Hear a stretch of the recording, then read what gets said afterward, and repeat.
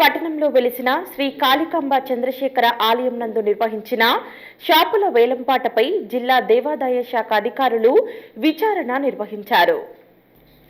నంద్యాల పట్టణంలో వెలిసిన శ్రీ కాళికాంబ చంద్రశేఖర స్వామి ఆలయానికి సంబంధించిన వ్యాపార దుకాణాలను అధికారులు వేలం నిర్వహించారు. అయితే ఈ వేలంపాటలపై విమర్శలు రావడంతో జిల్లా దేవాదాయ శాఖ అధికారి గురుప్రసాద్ విచారణ నిర్వహించారు. అదేవిధంగా కాళికాంబ ఆలయంలో సేవలు నిర్వహిస్తున్న శ్రీ కాళీమాత సేవా సమాజం వారిపై ఆరోపణ రావడంతో వారిని కూడా విచారించారు. కార్యక్రమంలో ఆలయ ఈవో పలువురు పాల్గొన్నారు.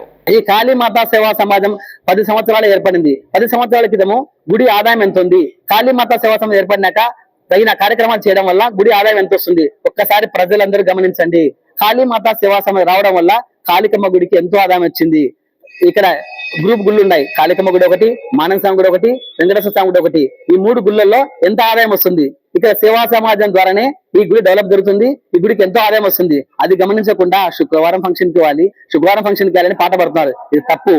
శుక్రవారం ఫంక్షన్ కి ఇవ్వడం వల్ల భక్తులు వస్తున్నారు, గుడికి మహిళలు వస్తున్నారు. ఫంక్షన్ కి వచ్చిన వాళ్ళు తాగి మహిళలను తోచుకొని పోతున్నారు. అందు కారణంగా కాళీమాత సేవా సమాజం అన్నదానం స్టార్ట్ చేయకముందే ఇక్కడ చుట్టుపక్కల ప్రాంతం వాళ్ళు అక్కడ ఉన్న యువత మాట్లాడి, అయ్యా శుక్రవారం ఫంక్షన్ కి ఇవ్వడం వల్ల చాలా మంది వస్తున్నారు, వాళ్లకు భక్తులకు చాలా ఇబ్బంది కలుగుతుంది, అందుకు కాబట్టి శుక్రవారం ఫంక్షన్లకు ఇవ్వద్దు అని అప్పుడే ఆపేశారు. కాళికాంబ దేవస్థానంలో ఉన్న షాప్ రూముల పైన సరిగా వేలం జరగలేదని, దీనిపైన విచారణ చేయవలసిన మా పై అధికారుల నుంచి మాకు ఉత్తర్వులు వచ్చిన వల్ల ఈ రోజు నంద్యాల పట్టణానికి రావడం జరిగింది. ఇక్కడ ఉన్న షాపులన్నీ కూడా పరిశీలించడం జరిగింది. ఆ షాపులో ఉన్న వారిని కూడా విచారించడం జరిగింది. తదనంతరము ఇక్కడ ఉన్న భక్తులందరితో కూడా ఒక సమావేశం ఏర్పాటు చేసుకున్నాము.